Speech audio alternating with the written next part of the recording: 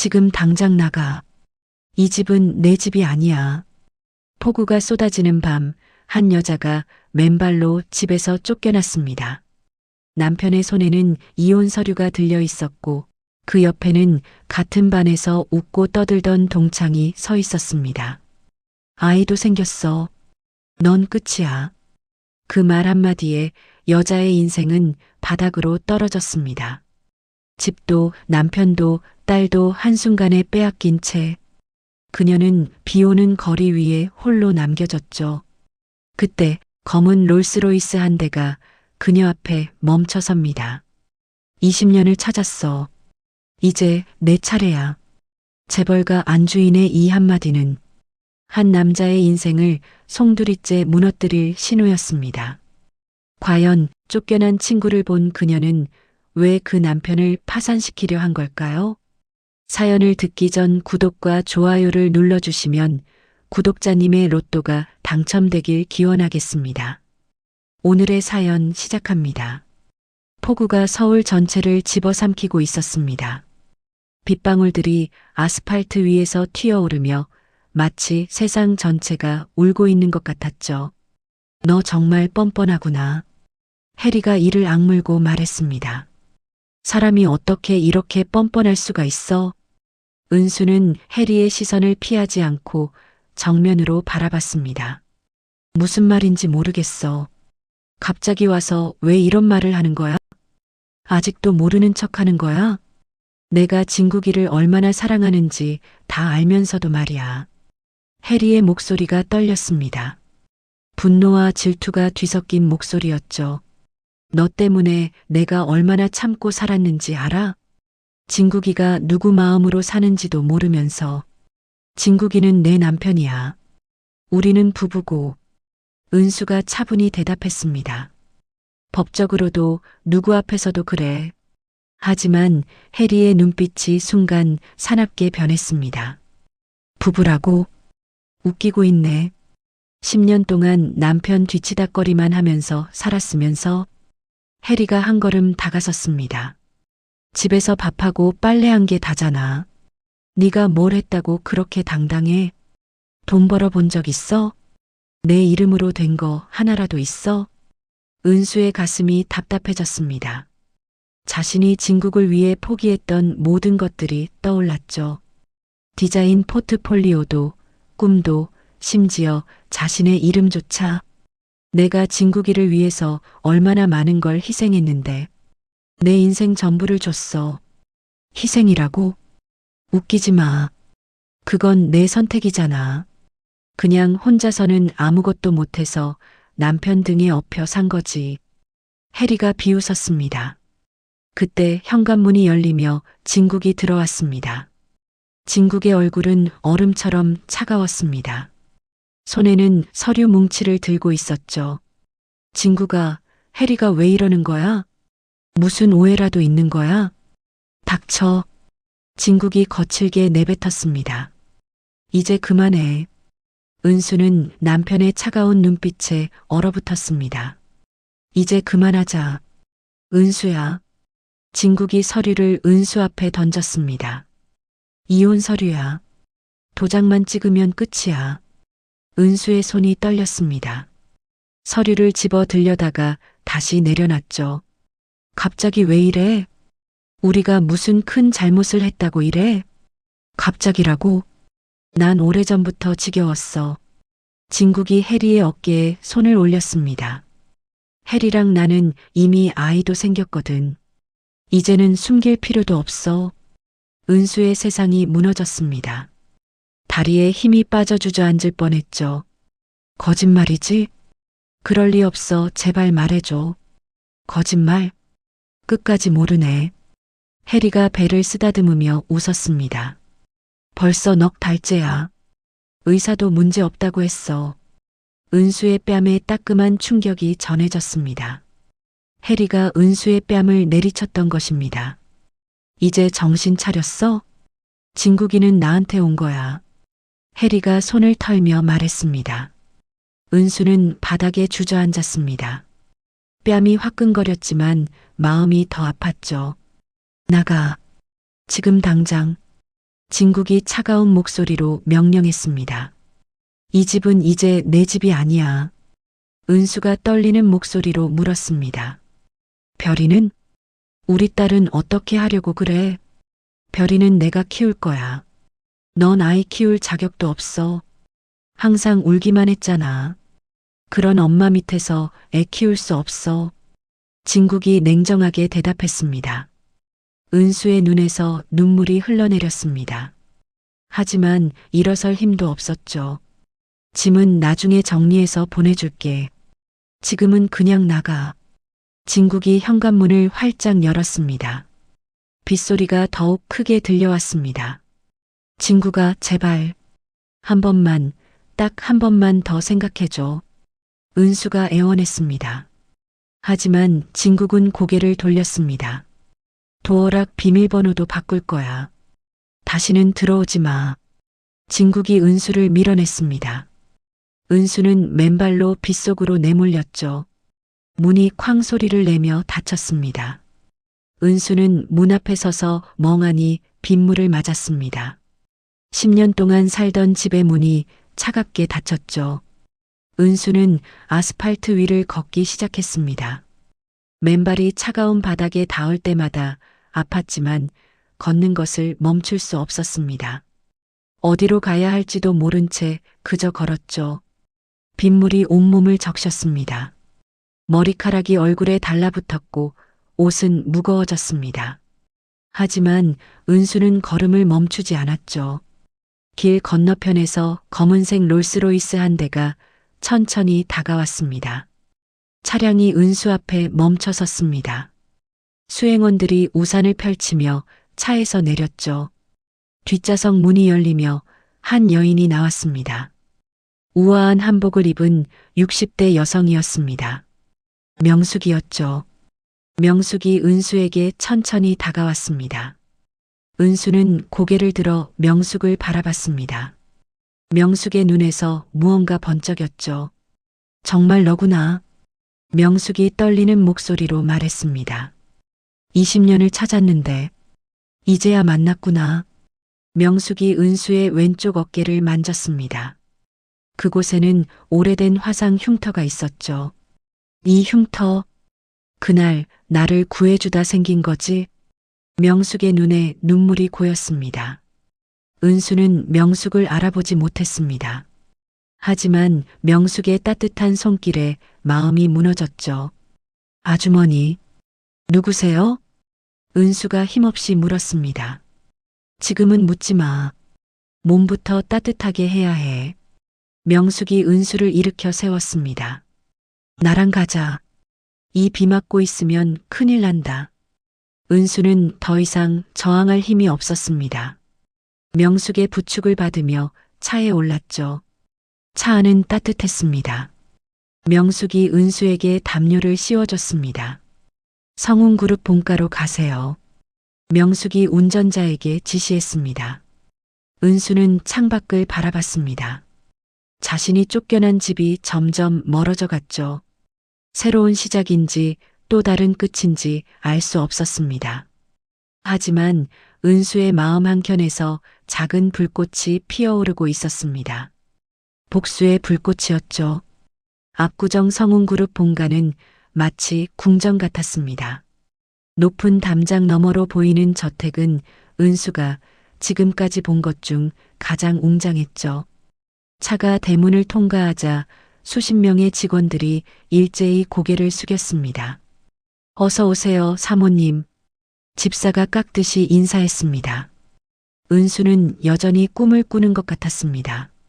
몇 시간 전만 해도 맨발로 빗속을 헤매던 자신이 이런 곳에 있다는 게 믿어지지 않았죠. 명숙이 은수의 손을 잡았습니다. 20년 전 그날을 기억하니? 너는 아마 기억 못할 거야. 너무 어렸으니까. 은수는 고개를 갸웃했습니다. 명숙이 부드럽게 설명하기 시작했죠. 1995년 7월 15일 용산 아파트 화재 사건. 너는 그때 겨우 18살이었어. 명숙의 목소리가 떨렸습니다. 나는 그 아파트에 갇혀 있었는데 너가 나를 등에 업고 계단을 내려왔지. 은수의 기억이 조금씩 되살아났습니다. 그때의 연기와 열기, 그리고 등에 업힌 누군가의 무게. 그때 아주머니가, 맞아. 내가 최명숙이야. 성운그룹 회장 부인이고. 은수의 눈이 커졌습니다. 성운그룹이라면 대한민국에서 손꼽히는 재벌이었죠. 내가 너를 20년 동안 찾아 헤맸어. 내 목숨을 구해준 은인을 찾으려고. 명숙이 은수의 어깨를 만졌습니다. 그런데 이렇게 비참한 모습으로 만나게 되다니. 직원들이 따뜻한 수건과 갈아입을 옷을 가져왔습니다. 은수는 명숙의 배려에 눈물이 났습니다. 고마워요. 정말 고마워요. 고맙긴. 내가 더 고맙지. 명숙이 은수를 안방으로 안내했습니다. 방 안은 호텔 스위트룸보다 더 화려했죠. 오늘은 푹 쉬고 내일부터 이야기하자. 아주머니, 저는 그냥. 이제 그런 소리 하지 마. 여기가 내 집이야. 명숙이 나간 후 은수는 거울 앞에 섰습니다. 볼품없는 자신의 모습이 초라하게 보였죠. 하지만 마음 한켠에서는 다른 감정이 끓고 있었습니다. 다음 날 아침 명숙이 은수를 서재로 불렀습니다. 서재에는 한 남자가 서 있었죠. 키가 크고 단정한 정장을 입은 40대 남성이었습니다. 내 아들 도진이야. 성운그룹 후계자이기도 하고. 명숙이 소개했습니다. 도진이 정중히 인사했습니다. 안녕하세요. 강도진입니다. 은수는 어색하게 인사를 받았습니다. 왜 자신을 아들에게 소개하는지 이해할 수 없었죠. 은수야, 나한테 부탁이 있어. 명숙이 진지하게 말했습니다. 도진이와 결혼해 줄 수 있겠니? 은수는 깜짝 놀랐습니다. 도진도 당황한 표정이었죠. 어머니, 갑자기 무슨 계약 결혼이야. 진짜 결혼 말고. 명숙이 차분히 설명했습니다. 은수는 이해할 수 없었습니다. 왜 그런 걸 원하세요? 너에게 힘을 주려고. 성운그룹 며느리라는 이름을. 명숙의 눈빛이 날카로웠습니다. 너를 괴롭힌 놈들한테 복수하고 싶지 않니? 은수의 가슴이 두근거렸습니다. 진국과 해리의 얼굴이 떠올랐죠. 복수라고 하시면 내 남편과 그 여자가 저지른 일들을 다 알고 있어. 명숙이 태블릿을 은수에게 건넸습니다. 태블릿 화면에는 진국과 해리가 다정하게 웃고 있는 사진이 떠 있었습니다. 사진 속 해리는 분명히 임신한 배를 드러내고 있었죠. 이 사진은 언제? 어제 찍힌 거야. 네가 집에서 쫓겨난 바로 그날. 은수의 손이 떨렸습니다. 분노가 치밀어 올랐죠. 도진이 조심스럽게 말했습니다. 저도 처음엔 반대했어요. 하지만 어머니 말씀을 들어보니. 도진아, 설명해줘. 명숙이 아들에게 지시했습니다. 도진이 은수를 바라봤습니다. 은수 씨의 전 남편은 사실 많은 문제가 있는 사람이에요. 도진이 다른 서류들을 꺼내 보였습니다. 전철을 정신병원에 강제 입원시킨 기록도 있고 회사 자금을 유용한 증거도 있어요. 은수는 서류를 넘겨보며 경악했습니다. 자신이 알던 진국이 아니었죠. 그리고 이건 더 중요한 거예요. 도진이 마지막 서류를 내밀었습니다. 은수 씨가 만든 디자인들을 해리 씨 이름으로 특허 등록한 증거입니다. 은수의 눈에서 눈물이 흘렀습니다. 자신의 모든 작품이 해리의 것으로 둔갑해 있었죠. 이놈들이. 은수가 이를 악물었습니다. 명숙이 은수의 어깨를 잡았습니다. 복수하자. 제대로. 은수는 명숙을 똑바로 바라봤습니다. 슬픔이 서린 눈빛이 서늘하게 변하고 있었죠. 어떻게 하면 되죠? 일단 내 신분부터 바꿔야 해. 성운그룹 며느리로. 도진이 덧붙였습니다. 계약 기간은 2년입니다. 복수가 끝나면 깨끗하게 이혼하고요. 은수는 잠시 생각했습니다. 딸 별이의 얼굴이 떠올랐죠. 제 딸은 어떻게 되나요? 별이도 당연히 함께 살 거야. 내 손녀니까. 명숙이 따뜻하게 미소 지었습니다. 은수가 결심했습니다. 좋아요. 해보죠. 명숙이 만족스럽게 웃었습니다. 그럼 내일부터 내 변신을 시작하자. 도진이 은수에게 말했습니다. 협력해 주셔서 감사해요. 좋은 파트너가 되길 바랍니다. 은수는 도진과 악수했습니다. 새로운 시작이었죠. 복수의 시작이기도 했습니다. 성운그룹 전용 스타일리스트들이 은수를 완전히 변화시켰습니다. 긴 머리는 어깨까지 오는 단발로 잘렸고 화려한 명품 수트가 은수의 몸을 감쌌죠. 거울 속 은수는 전혀 다른 사람 같았습니다. 이제 하는 수가 아니야. 엘레나야. 명숙이 만족스럽게 말했습니다. 성운그룹 며느리 엘레나. 은수는 자신의 새로운 모습을 바라봤습니다. 차가우면서도 우아한 여성이 거울 속에서 미소 지었죠. 오늘이 첫 번째 실전이야. 도진이 서류를 건네며 말했습니다. 신도시 개발 사업 설명회. 진국시 회사도 참여한다고 하네요. 은수의 심장이 빨라졌습니다. 드디어 진국과 해리를 다시 만나게 되는 것이었죠. 긴장하지 마. 넌 이제 그들보다 훨씬 높은 곳에 있어. 명숙이 은수의 손에 작은 상자를 쥐어줬습니다. 상자 안에는 블루 다이아몬드 반지가 들어 있었죠. 이건 우리 가문의 상징이야. 100억은 좋게 나갈 거야. 은수는 반지를 끼며 새로운 힘을 느꼈습니다. 설명회장에는 수많은 사업가들이 몰려 있었습니다. 은수가 도진과 함께 입장하자 모든 시선이 집중됐죠.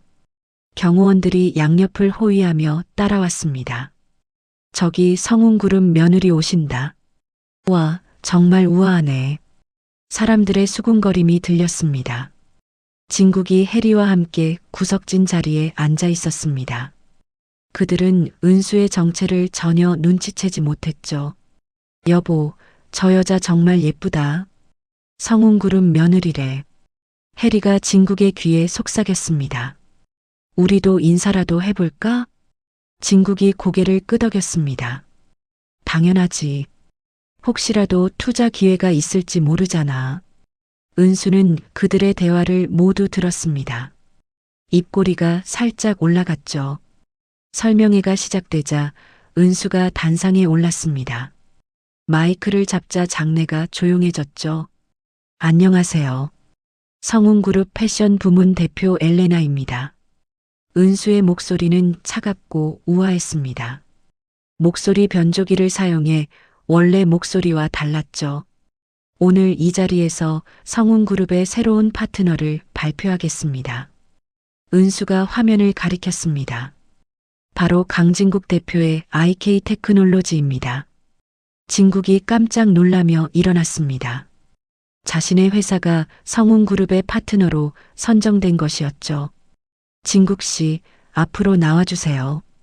은수가 진국을 불렀습니다. 진국이 떨리는 다리로 단상으로 올라왔습니다. 은수와 악수를 나누는 순간 진국은 묘한 기분을 느꼈죠. 감사합니다. 정말 감사합니다. 진국이 허리를 숙이며 인사했습니다. 은수는 차가운 미소로 응답했습니다. 열심히 하세요. 기대하고 있겠습니다. 설명회가 끝나고 리셉션이 시작됐습니다. 진국과 해리가 은수에게 다가왔죠. 안녕하세요. IK 테크놀로지 대표 강진국입니다. 진국이 명함을 내밀었습니다. 안녕하세요. 진국 대표님. 은수가 명함을 받으며 말했습니다. 좋은 파트너십을 기대하겠습니다. 해리가 끼어들었습니다. 저는 진국 대표의 약혼녀 오엘이에요. 아, 그러시군요. 은수가 무표정하게 응답했습니다. 그때 웨이터가 와인을 들고 지나가다가 실수한 척했습니다. 와인이 해리의 드레스에 쏟아졌죠. 아, 죄송해요. 웨이터가 당황하며 사과했습니다. 해리가 화를 내려던 순간 은수가 먼저 나섰습니다. 괜찮아요. 실수할 수 있죠. 은수가 웨이터에게 나프킨을 건넸습니다. 해리 씨, 화장실에서 닦으시는 게 좋겠어요. 은수가 친절하게 말했습니다. 하지만 눈빛은 차가웠죠. 해리는 어쩔 수 없이 화장실로 향했습니다. 드레스가 엉망이 된 채로 말이죠. 진국이 당황하며 은수에게 말했습니다. 죄송해요. 해리가 좀 이해해요.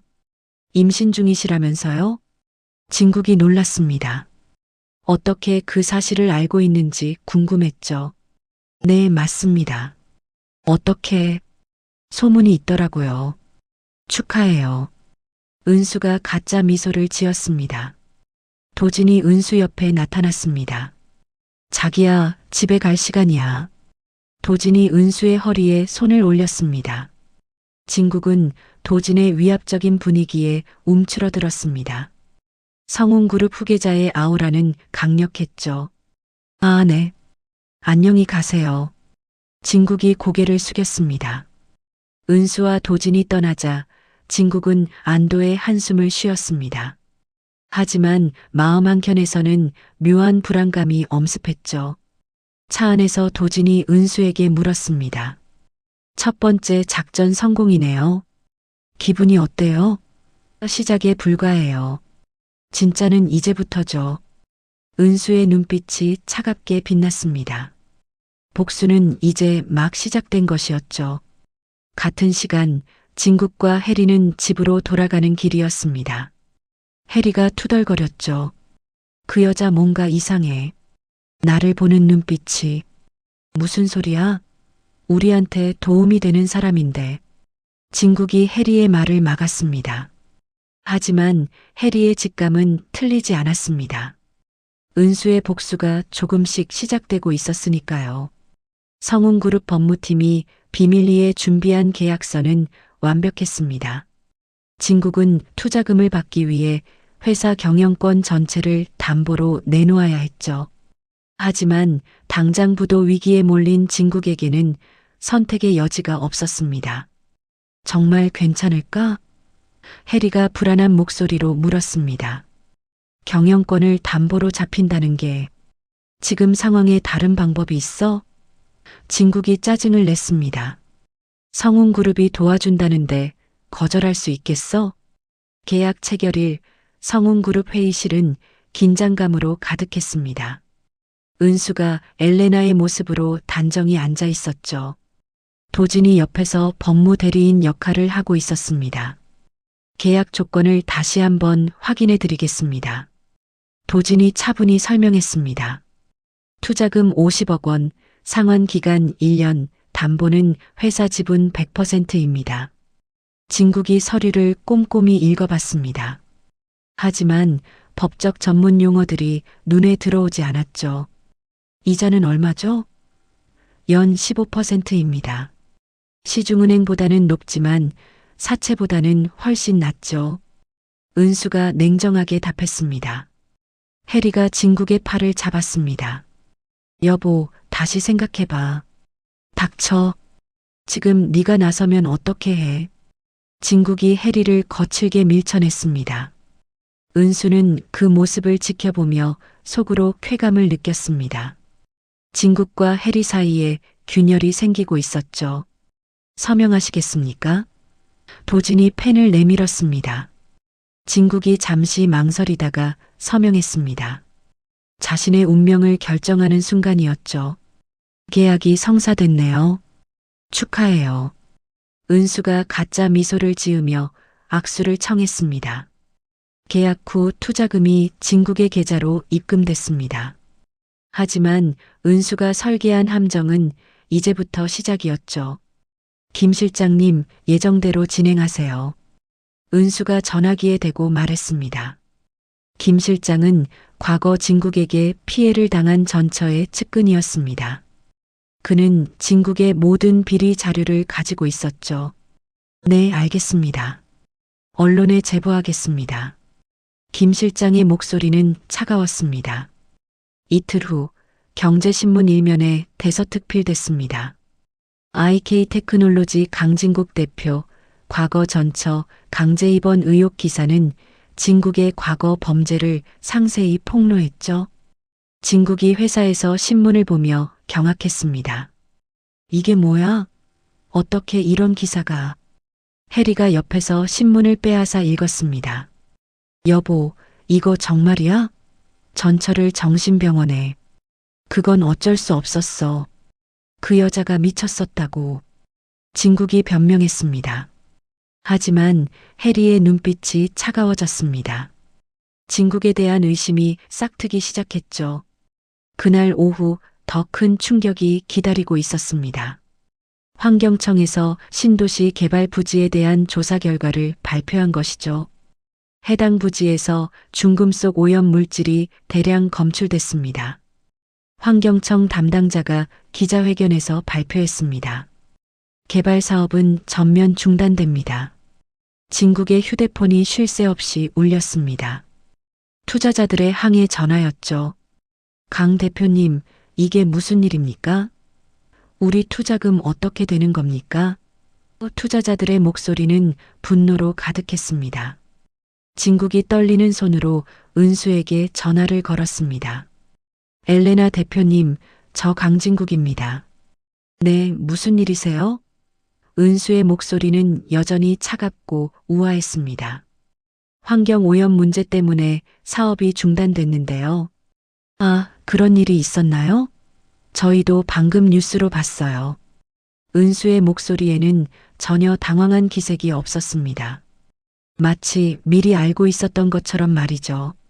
그럼 투자는 어떻게? 계약서 확인해 보세요. 사업 실패에 대한 책임은 전적으로 귀하에게 있다고 명시돼 있어요. 진국의 얼굴이 창백해졌습니다. 함정에 빠진 것을 깨달은 순간이었죠. 엘레나 대표님, 제발. 죄송해요. 저희도 어쩔 수 없어요. 법적으로 처리하겠습니다. 전화가 끊어졌습니다.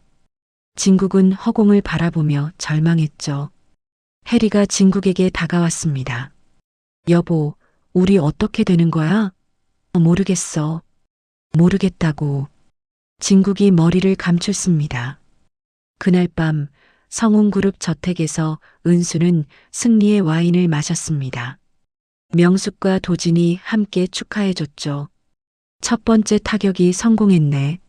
명숙이 만족스럽게 웃었습니다. 이제 시작이에요. 더 큰 게 남아있어요. 은수의 눈빛이 차갑게 빛났습니다.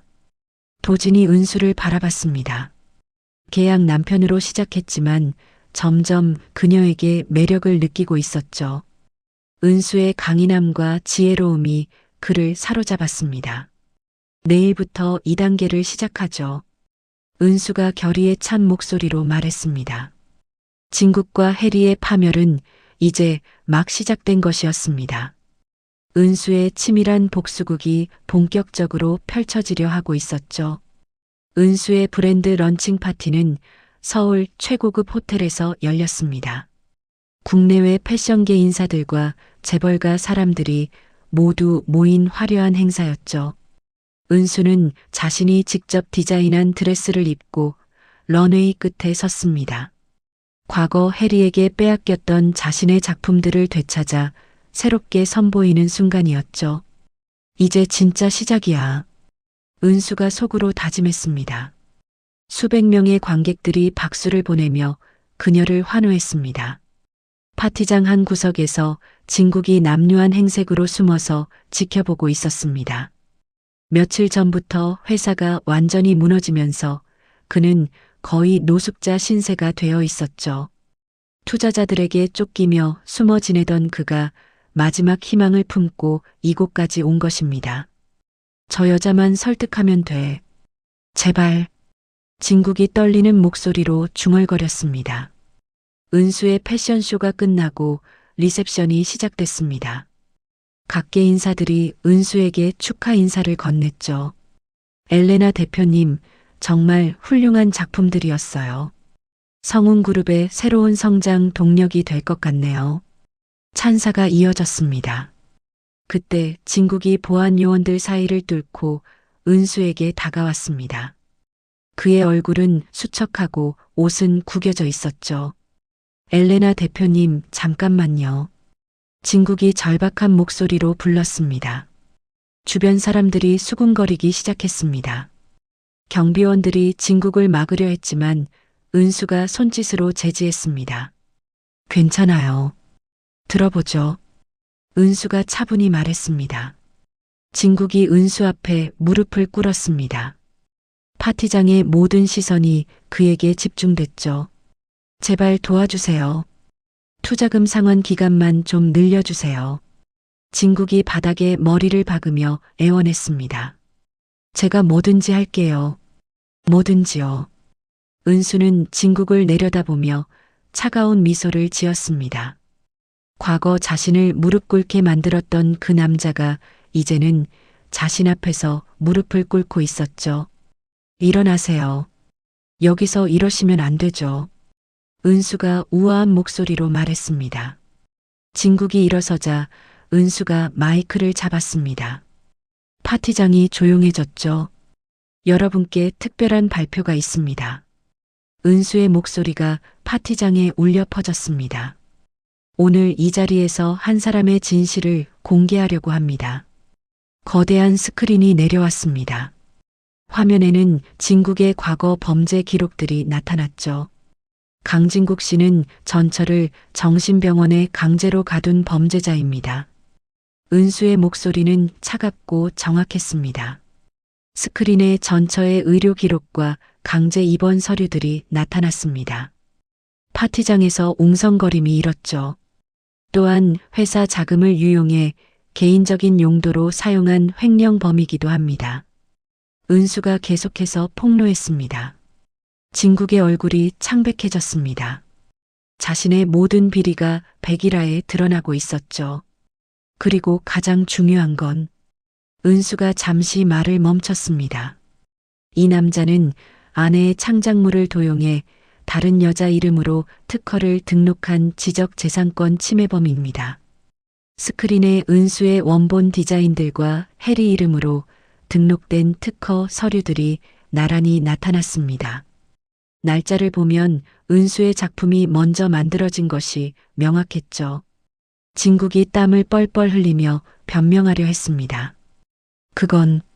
그게 아니라 그때 명숙이 무대에 올라왔습니다. 우아한 한복을 입은 명숙의 존재감이 파티장을 압도했죠. 여러분, 중요한 발표가 하나 더 있습니다. 명숙이 마이크를 잡았습니다. 오늘부로 엘레나를 성운그룹의 차기 회장 후보로 지명합니다. 파티장에서 박수가 터져 나왔습니다. 은수는 과거 자신을 무시했던 사람들이 이제는 자신에게 머리 숙여 인사하는 모습을 지켜봤죠. 그리고 한 가지 더. 명숙이 다시 말했습니다. 엘레나는 제 양녀이기도 하지만 실제로는 저의 생명의 은인입니다. 명숙이 20년 전 화재 사건 이야기를 들려주었습니다. 사람들은 감동적인 이야기에 귀를 기울였죠. 진국은 자신이 완전히 매장된 것을 깨달았습니다. 사업계에서 더 이상 발붙일 곳이 없어진 것이죠. 파티가 한창일 때 해리가 파티장 외곽에서 기회를 엿보고 있었습니다. 그녀는 매수한 유모의 도움을 받아 은수의 딸 별이를 조용히 빼돌리는 계획을 세웠죠. 지금이야. 해리가 유모에게 신호를 보냈습니다. 별이는 파티장 근처 휴게실에서 그림을 그리며 놀고 있었습니다. 유모가 별이에게 다가갔죠. 별이야, 엄마가 너를 찾으시는데? 정말요? 별이가 순수한 눈으로 유모를 바라봤습니다. 응, 같이 가자. 유모가 별이의 손을 잡았습니다. 별이는 아무것도 모른 채 유모를 따라갔습니다. 해리가 미리 준비한 차가 뒷문에서 기다리고 있었죠. 파티가 끝난 후 은수는 별이를 찾으러 갔습니다. 하지만 휴게실은 비어 있었죠. 별이가 어디 있죠? 은수가 직원에게 물었습니다. 아까 유모와 함께 나가는 걸 봤는데요. 직원의 대답에 은수의 얼굴이 창백해졌습니다. 유모, 오늘 유모는 집에서 쉬기로 했는데. 은수가 급하게 핸드폰을 꺼냈습니다. 그때 문자 메시지가 왔습니다. 해리가 보낸 것이었죠. 내 딸이 보고 싶으면 혼자 와라. 용산 폐양구 7번 창고. 은수의 손이 떨렸습니다. 도진이 달려왔습니다. 무슨 일이에요? 별이가 없어졌어요. 은수의 목소리가 떨렸습니다. 명숙이 즉시 성운그룹 전체 보안 시스템을 가동했습니다. 위성 추적부터 CCTV 분석까지 모든 수단을 동원했죠. 15분 후에 차량 위치 확인됐습니다. 보안팀장이 보고했습니다. 용산 폐양구 쪽으로 향했습니다. 은수가 방탄 차량에 올랐습니다. 도진이 함께 타려 하자 은수가 말렸죠. 안 돼요. 해리가 혼자 오라고 했어요. 혼자 가면 위험해요. 별이가 더 위험해요. 은수는 차를 몰고 용산으로 향했습니다. 복수보다 더 중요한 건 딸의 안전이었죠. 폐양구에 도착한 은수는 7번 창고 앞에 섰습니다. 차가운 바람이 불어왔고 멀리서 해리의 웃음소리가 들렸죠. 드디어 왔구나. 해리가 창고 안에서 나타났습니다. 내 딸이 보고 싶지? 은수는 주먹을 꽉 쥐었습니다. 마지막 결전이 시작되려 하고 있었죠. 폐양구 창고는 음산한 분위기로 가득했습니다. 녹슨 철판들이 바람에 부딪혀 으스스한 소리를 내고 있었죠. 은수는 창고 안으로 들어서며 별이를 찾기 위해 주위를 살폈습니다. 별아, 엄마야. 은수가 큰 소리로 불렀습니다. 여기 있어. 해리가 창고 깊은 곳에서 나타났습니다. 별이를 의자에 묶어둔 채 옆에 서 있었죠. 별이는 입에 테이프가 붙어 있었지만 눈물만 흘리고 있었습니다. 은수의 가슴이 찢어지는 것 같았죠. 별이한테 손대지 마. 은수가 해리를 향해 소리쳤습니다. 손댄다고? 나는 아직 아무것도 안 했는데. 해리가 비웃으며 별이의 머리를 쓰다듬었습니다. 하지만 네가 말 안 들으면 모르지. 은수는 별이에게 다가가려 했지만 해리가 칼을 꺼내 막았습니다. 차가운 칼날이 창고 안 희미한 불빛에 번쩍였죠. 가만히 서 있어. 내가 할 말이 많거든. 해리의 목소리는 광기로 가득했습니다. 은수는 별이를 지키기 위해 한 걸음도 움직일 수 없었습니다. 해리의 요구를 들어주는 수밖에 없었죠. 뭘 원하는데? 은수가 차분한 목소리로 물었습니다. 원하는 거? 하하. 해리가 미친 듯이 웃었습니다. 네가 가진 모든 걸 내가 가지고 싶었어. 항상. 해리가 별이 주위를 돌며 말을 이었습니다. 고등학교 때부터 넌 항상 나보다 뭐든 잘했지. 공부도, 그림도, 심지어 남자들한테 인기도. 은수는 해리의 말을 조용히 들었습니다. 별이의 안전이 가장 중요했죠. 그런데 진국이를 만났을 때 기회라고 생각했어. 해리가 눈을 반짝이며 계속했습니다. 마침 넌 그놈한테 푹 빠져 있었고 나는 내 작품들을 하나씩 훔쳐갈 수 있었거든. 은수의 주먹이 떨렸습니다. 하지만 별이 때문에 참을 수밖에 없었죠. 처음엔 작은 스케치 몇 개였어. 그런데 그게 팔리더라고. 해리가 득에양양하게 웃었습니다. 그때부터 계획을 세웠지. 너의 모든 걸 빼앗아 버리겠다고. 별이가 의자에서 몸부림을 쳤습니다. 은수는 딸의 모습을 보며 마음이 찢어졌죠. 돈을 줄게. 얼마든지. 은수가 애원했습니다. 돈? 하하. 해리가 칼을 별이 쪽으로 향했습니다. 돈으로 해결될 문제였다면 이런 짓 했겠어? 그때 은수의 핸드폰이 울렸습니다. 명숙에게서 온 전화였죠. 받아도 돼. 하지만 스피커로 받아. 해리가 명령했습니다. 은수가 스피커폰으로 전화를 받았습니다. 네, 어머님. 은수야, 위치 추적이 끝났어. 지금 특수부대가 가고 있으니까 조금만 기다려. 명숙의 목소리가 창고에 울려 퍼졌습니다. 해리의 얼굴이 일그러졌습니다. 뭐, 특수부대? 은수는 속으로 안도의 한숨을 쉬었습니다. 명숙이 움직이고 있었던 것이죠. 너 날 속였구나. 해리가 소리치며 칼을 든 손을 떨었습니다. 그때 창고 밖에서 차량 소리가 들렸습니다. 도진이 특수경호팀과 함께 도착한 것이었죠. 해리야, 이제 그만해. 은수가 차분히 말했습니다. 별이만 놓아줘. 그러면 내가 너를 도와줄게. 도와준다고? 하하, 거짓말 마. 해리가 혼란스러워했습니다. 창고 문이 열리며 도진과 경호원들이 들어왔습니다.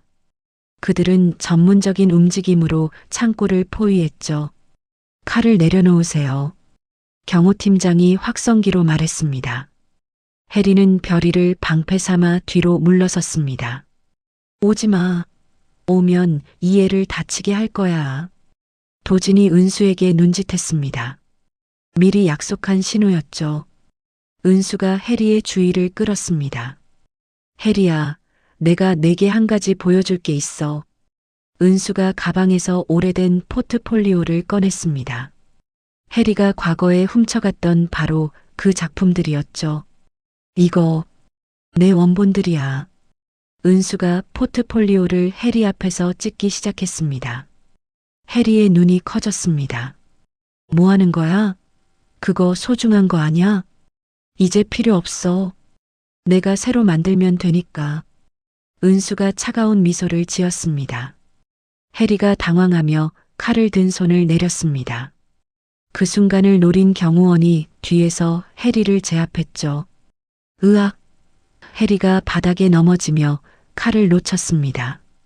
은수는 즉시 별이에게 달려가 밧줄을 풀어주었습니다. 별이의 입에서 테이프를 떼어내자 딸이 울음을 터뜨렸죠. 엄마. 별이가 은수의 품에 안겼습니다. 은수는 별이를 꼭 안으며 눈물을 흘렸습니다. 다시는 이런 일이 없도록 하겠다고 다짐했죠. 도진이 은수에게 다가와 어깨를 감쌌습니다. 이제 괜찮아요. 모든 게 끝났어요. 해리는 경찰에 넘겨져 수갑을 찼습니다. 유괴 및 협박 혐의로 체포된 것이죠. 한은수, 이게 끝이 아니야. 해리가 끌려가면서 소리쳤습니다. 너도 언젠가 벌 받을 거야. 은수는 해리의 말을 무시했습니다. 이제 정말로 모든 게 끝난 것이죠. 다음 날 아침 별이는 충격으로 인해 말을 하지 못했습니다. 의사는 일시적인 실어증이라고 진단했죠. 괜찮아질 거예요. 시간이 좀 걸릴 뿐이에요. 의사가 은수를 위로했습니다. 은수는 별이 곁에서 밤낮으로 돌봤습니다. 딸이 빨리 회복되기만을 바라며 기도했죠. 명숙이 병실에 찾아왔습니다. 어떻게 지내니? 별이가 아직 말을 못해요. 은수가 걱정스러운 목소리로 대답했습니다. 시간이 해결해 줄 거야. 우리 별이는 강한 아이니까. 명숙이 별이를 다정하게 바라봤습니다. 그때 성운그룹 내부에서 문제가 터졌습니다. 명숙의 반개 가족들이 은수를 공격하기 시작한 것이죠. 며느리 자격도 없는 여자가 그룹을 망치고 있어. 아이까지 위험에 빠뜨리다니 경영 능력이 의심스럽다고. 반개 가족들의 비난이 쏟아졌습니다. 명숙은 가족회의를 소집했습니다. 은수도 함께 참석했죠. 무슨 말씀들을 그렇게 하시는지 모르겠네요. 명숙이 차가운 목소리로 말했습니다. 형수님, 솔직히 말해봅시다. 명숙의 시동생이 나섰습니다. 은수 씨가 그룹에 무슨 도움이 됩니까? 은수는 조용히 앉아 있었습니다. 별이 때문에 지쳐 있었지만 포기할 수 없었죠. 그럼 증명해보죠. 은수가 일어서며 말했습니다. 제가 이 그룹에 얼마나 도움이 되는지. 은수는 가방에서 서류들을 꺼냈습니다. 반개 가족들의 비리 증거들이었죠. 이건 뭡니까? 시동생이 당황했습니다. 여러분들의 횡령 증거예요. 은수가 차분히 대답했습니다. 지난 10년간의 자금 유용 내역이 다 들어 있어요. 방계 가족들의 얼굴이 창백해졌습니다. 은수가 언제 이런 증거를 수집했는지 몰랐죠. 명숙이 만족스럽게 웃었습니다. 이제 누가 그룹의 해가 되는지 알겠네요. 결국 방계 가족들은 모두 그룹에서 축출됐습니다. 은수의 지위는 더욱 확고해졌죠. 병실로 돌아온 은수는 별이 곁에 앉았습니다. 별이가 조용히 은수의 손을 잡았죠. 엄마. 별이가 작은 목소리로 말했습니다. 은수의 눈에서 눈물이 흘렀습니다. 딸이 다시 말을 하기 시작한 것이죠. 별아, 엄마가 여기 있어. 은수가 별이를 꼭 안았습니다. 도진이 병실 문을 열고 들어왔습니다. 별이가 말을 했다면서요? 네, 방금 전에요. 은수가 기쁜 목소리로 대답했습니다. 도진은 은수와 별이를 바라보며 따뜻한 미소를 지었습니다. 이제 정말 가족 같다는 생각이 들었죠. 창밖으로는 따뜻한 햇살이 비치고 있었습니다. 가장 어려운 시기를 견뎌낸 은수에게 새로운 희망이 보이기 시작했죠. 별이의 회복은 생각보다 빨랐습니다. 은수의 정성스러운 보살핌 덕분에 딸은 점차 밝은 모습을 되찾아갔죠. 하지만 은수는 아직도 그날 밤의 공포를 잊을 수 없었습니다. 엄마, 나 이제 괜찮아. 별이가 은수의 손을 잡으며 말했습니다. 울지 마세요. 은수는 딸의 따뜻한 말에 눈물을 닦았습니다. 이런 착한 딸을 위험에 빠뜨린 자신이 미웠죠. 명숙이 병실에 들어오며 좋은 소식을 전했습니다. 해리 재판 결과가 나왔어. 은수가 고개를 들어 명숙을 바라봤습니다. 어떻게 됐어요? 유괴, 협박, 상해, 미수로 무기징역이야. 명숙의 목소리는 차분했습니다. 다시는 세상 밖으로 나올 수 없을 거야. 은수는 안도의 한숨을 내쉬었습니다. 이제 정말로 해리 때문에 걱정할 일은 없었죠. 그리고 진국은? 그놈은 더 처참해. 살인 미수까지 추가돼서 20년형이야. 명숙이 냉소적으로 웃었습니다. 법정에서 해리는 끝까지 저항했습니다. 하지만 모든 증거가 확실했죠. 판사님, 저는 억울합니다. 해리가 법정에서 소리쳤습니다. 한은수가 저를 함정에 빠뜨린 거예요. 판사는 해리의 말을 차단했습니다. 피고인은 충분한 변론 기회를 가졌습니다. 해리의 변호사도 포기 상태였습니다. 증거가 너무나 명확했기 때문이죠. 피고인 오해리에게 무기징역을 선고합니다. 판사의 선고가 떨어졌습니다. 해리는 그 자리에서 주저앉으며 울부짖었습니다. 안 돼. 이럴 수는 없어. 교정 직원들이 해리를 끌고 나갔습니다. 그녀의 인생은 그렇게 끝났죠. 진국의 재판도 비슷했습니다. 살인미수 혐의까지 추가되면서 그의 형량은 더욱 무거워졌죠. 피고인 강진국에게 징역 20년을 선고합니다. 판사의 냉정한 목소리가 법정에 울려 퍼졌습니다. 진국은 멍한 표정으로 선고를 들었습니다. 자신의 인생이 완전히 끝난 것을 깨달았죠. 교도소로 이송되는 차 안에서 진국은 창밖을 바라봤습니다. 은수에 대한 원망보다는 후회가 더 컸습니다. 내가 왜 그랬을까? 진국이 중얼거렸습니다. 한편 성운그룹에서는 새로운 변화가 일어나고 있었습니다. 명숙이 은수에게 그룹의 핵심 권한들을 하나씩 넘겨주기 시작한 것이죠. 이제 정말로 네가 이 그룹의 안주인이야. 명숙이 은수에게 도장과 중요 서류들을 건넸습니다. 은수는 그 무게를 실감했습니다. 20조 원 규모 그룹의 책임감이 어깨에 걸렸죠. 제가 잘할 수 있을까요? 은수가 걱정스럽게 물었습니다. 당연히 잘할 거야. 넌 이미 증명했잖아. 명숙이 은수의 어깨를 토닥였습니다. 도진은 은수의 곁에서 든든한 지원군 역할을 해주었습니다. 법무팀을 총괄하며 은수의 모든 결정을 뒷받침했죠. 회장님, 새로운 투자 제안서가 들어왔습니다.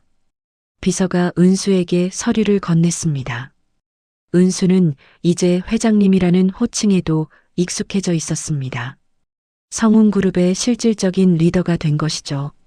그날 저녁 은수는 별이와 함께 저녁을 먹었습니다.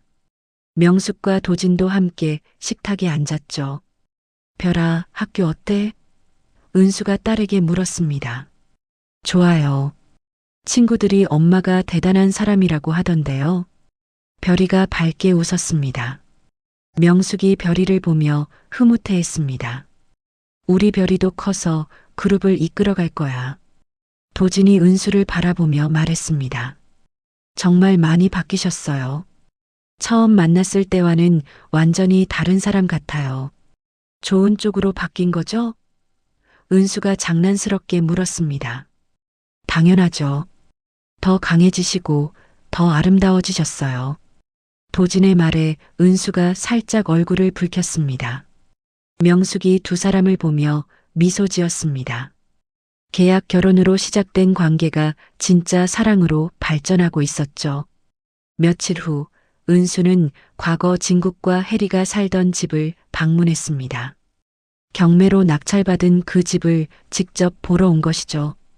이 집에서 10년을 살았었구나. 은수가 감회에 젖어 집을 둘러봤습니다. 집 안에는 진국과 해리의 흔적들이 여전히 남아 있었습니다.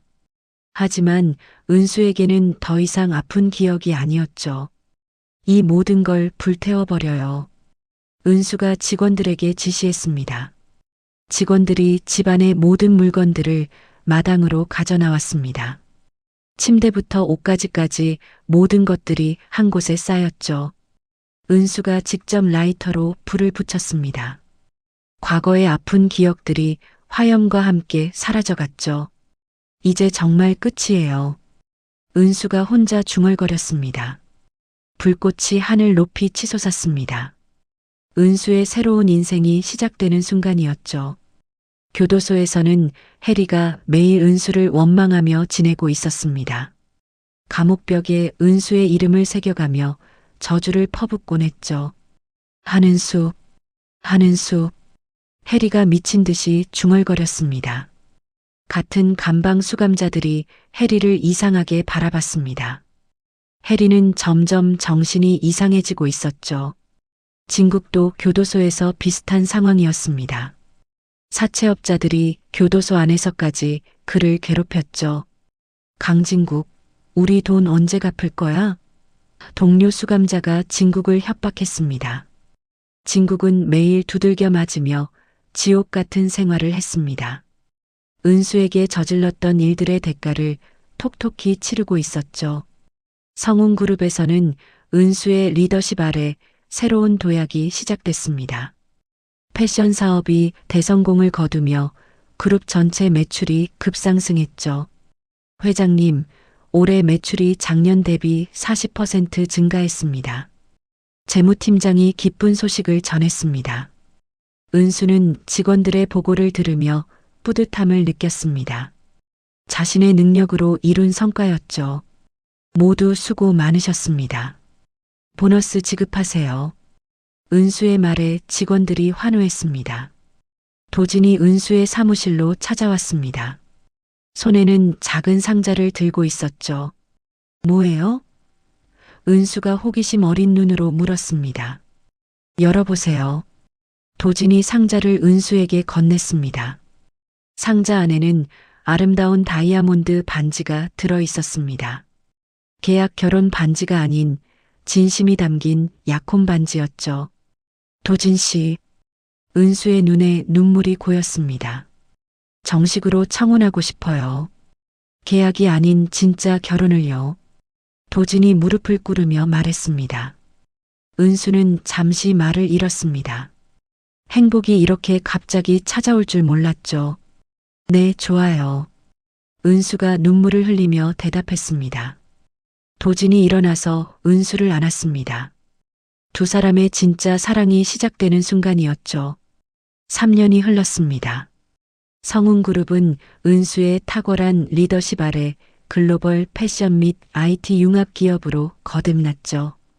포브스에서 발표한 아시아에서 가장 영향력 있는 여성 경영인 1위에 은수의 이름이 올랐습니다. 회장님, 축하드립니다. 비서가 잡지를 들고 와서 축하했습니다.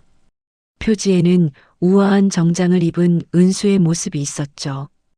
은수는 잡지를 보며 감회가 새로웠습니다. 3년 전 맨발로 비를 맞으며 거리를 헤매던 자신이 이런 자리까지 올라올 줄 몰랐죠. 별아, 엄마 사진 어때? 은수가 11살이 된 딸에게 잡지를 보여주며 물었습니다. 와, 엄마 정말 멋져요. 별이가 눈을 반짝이며 대답했습니다. 나도 커서 엄마처럼 될 거예요. 은수는 딸을 꼭 안아주었습니다. 별이는 그날의 트라우마를 완전히 극복하고 밝고 건강하게 자라고 있었죠. 도진이 사무실로 들어오며 따뜻한 미소를 지었습니다. 오늘도 언론에서 인터뷰 요청이 쏟아지고 있어요. 거절해요. 가족과 보낼 시간이 더 소중하니까. 은수가 단호하게 말했습니다. 도진은 은수의 이런 모습을 더욱 사랑했습니다. 아무리 바빠도 가족을 최우선으로 생각하는 그녀였죠. 매년 장마철이 되면 은수는 특별한 행사를 열었습니다. 과거 자신이 쫓겨났던 그 거리에서 무료 급식소와 쉼터를 운영하는 것이었죠. 회장님께서 직접 나오실 필요는 없는데 직원이 걱정스럽게 말했습니다. 아니에요. 제가 직접 해야 의미가 있어요. 은수가 앞치마를 두르며 말했습니다. 비 오는 거리에서 노숙자들에게 따뜻한 밥을 나누어 주는 은수의 모습은 언론의 주목을 받았습니다. 하지만 은수는 이것을 홍보가 아닌 진심으로 하고 있었죠. 따뜻한 밥 드세요. 은수가 한 노인에게 밥을 건네며 말했습니다. 노인이 은수를 빤히 바라보더니 갑자기 울기 시작했습니다. 고맙습니다. 정말 고맙습니다. 은수도 노인의 모습에서 과거 자신의 모습을 떠올렸습니다. 아무도 도와주지 않던 그 절망적인 순간들 말이죠. 한편 교도소에서는 해리가 점점 더 미쳐가고 있었습니다. 감방 벽에는 은수를 저주하는 글들이 빼곡히 적혀 있었죠. 한은수, 반드시 복수하겠어. 해리가 중얼거리며 벽을 핥히었습니다. 간수들도 해리를 포기 상태로 바라봤습니다. 정신과 상담을 받아도 소용이 없었죠. 결국 해리는 정신병원 특수병동으로 이송됐습니다. 거기서 매일 은수의 이름이 새겨진 인형을 때리며 지내고 있었죠. 은수야, 은수야. 해리가 인형을 보며 헛웃음을 지었습니다. 의료진들이 해리를 보며 고개를 저었습니다. 회복 가능성이 전혀 보이지 않았죠. 진국도 교도소에서 비참한 생활을 이어가고 있었습니다. 사채업자들과 연관된 죄수들이 그를 괴롭히는 일이 일상이 됐죠. 강진국, 오늘도 맞을 준비 됐냐? 덩치 큰 죄수가 진국에게 다가왔습니다. 진국은 이미 체념한 상태였습니다. 매일 두들겨 맞는 것이 일상이 됐죠. 제발, 오늘만은. 진국이 애원했지만 소용없었습니다. 결국 진국은 교도소 내 사고로 다리를 다쳐 휠체어 신세가 됐습니다. 평생 불구로 살아가야 하는 운명이 된 것이죠. 성운그룹 창립 기념일, 화려한 파티가 열렸습니다. 전 세계 각국에서 온 VIP들이 참석했죠. 은수가 연단에 서서 감동적인 연설을 시작했습니다. 존경하는 내외빈 여러분, 감사합니다. 은수의 목소리는 당당하고 우아했습니다. 3년 전에 그 초라한 모습은 찾아볼 수 없었죠. 성운그룹이 이 자리까지 올 수 있었던 것은 여러분들의 도움 덕분입니다. 은수가 진심이 담긴 목소리로 말했습니다. 명숙이 무대 한쪽에서 은수를 바라보며 눈물을 닦았습니다. 자신이 구해준 그 어린 소녀가 이렇게 훌륭한 여성으로 성장한 것이 자랑스러웠죠. 그리고 저에게는 더 중요한 가족이 있습니다. 은수가 무대 아래 도진과 별이를 바라봤습니다. 도진과 별이가 손을 흔들며 미소 지었습니다. 진정한 가족의 모습이었죠.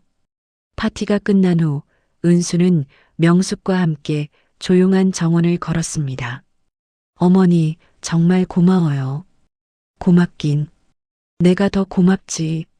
명숙이 은수의 손을 잡았습니다. 네가 있어서 우리 가문이 이렇게 번영할 수 있었어. 은수는 명숙의 말에 감사함을 느꼈습니다. 진정한 가족을 만나게 해준 운명에 감사했죠. 도진이 정원으로 찾아와 은수의 어깨에 손을 올렸습니다. 무슨 이야기를 그렇게 진지하게 하세요? 아들 자랑이야. 명숙이 웃으며 대답했습니다. 좋은 남편 만나서 다행이다. 도진이 은수를 바라보며 말했습니다. 제가 더 행복해요. 이런 멋진 여성을 아내로 만나서. 은수는 도진의 말에 얼굴이 빨개졌습니다. 아직도 도진의 달콤한 말에 설레는 자신이 신기했죠. 별이가 뛰어와서 세 사람을 안았습니다. 할머니, 아빠, 엄마 모두 사랑해요. 네 사람이 함께 안고 웃는 모습은 정말 행복해 보였습니다. 진정한 가족의 완성이었죠. 그날 밤 은수는 과거 진국이 팔아버렸던 친정집 부지에 세워진 새 집을 방문했습니다. 도진이 은수를 위해 특별히 지어준 추억의 공간이었죠. 이 정원에서 어릴 때 그림 그리곤 했었는데 은수가 감회에 젖어 말했습니다. 이제 별이와 함께 그림 그리세요. 도진이 따뜻하게 말했습니다. 은수와 별이가 정원에 앉아 함께 그림을 그렸습니다. 비 오는 날이었지만 더 이상 슬프지 않았죠. 엄마, 비가 와도 무섭지 않아요. 별이가 천진난만하게 말했습니다. 그래, 이제 비는 우리를 씻어주는 축복이야. 은수가 딸의 머리를 쓰다듬으며 말했습니다. 명숙이 우산을 들고 와서 두 사람을 지켜줬습니다. 도진도 함께 서서 행복한 가족의 모습을 바라봤죠. 은수는 카메라를 향해 환하게 미소 지었습니다. 인생의 바닥에서 나를 구한 것은 타인의 동정이 아니라 나 자신의 의지였어요. 은수의 눈빛에는 더 이상 슬픔이나 분노가 없었습니다. 오직 미래를 향한 희망과 사랑하는 가족에 대한 따뜻함만이 있었죠. 비가 그치고 무지개가 하늘에 떠올랐습니다. 은수의 새로운 인생이 시작되는 아름다운 순간이었습니다. 성운그룹의 미래도 은수의 가족도 모든 것이 완벽했습니다. 진정한 행복을 찾은 은수의 복수는 이렇게 완성됐죠. 사람의 인생은 한순간에 무너질 수 있지만 다시 일어나는 데에는 생각보다 긴 시간이 필요합니다. 은수의 삶도 그랬습니다. 배신과 상처, 절망 속에서 모든 것을 잃은 것처럼 보였지만 결국 그녀를 다시 일으켜 세운 것은 복수가 아니라 스스로를 포기하지 않았던 마음이었습니다. 누군가는 실패했다고 말했고 누군가는 끝났다고 수군거렸지만 은수는 그 말들에 무너지지 않았습니다. 조용히 묵묵히 자신의 길을 걸어갔습니다. 그리고 시간이 흐른 뒤 그녀는 더 이상 과거를 증명하려 애쓰지 않아도 되는 사람이 되었습니다. 자신을 사랑해주는 가족과 당당하게 살아가는 오늘의 자신으로 충분했기 때문입니다. 이 이야기가 누군가에게는 조금의 위로가 되었기를, 또 다른 누군가에게는 다시 시작할 용기가 되었기를 바랍니다. 이야기를 끝까지 들어주신 분이 계시다면 잘 들었다고 댓글 하나만 남겨주세요. 감사합니다.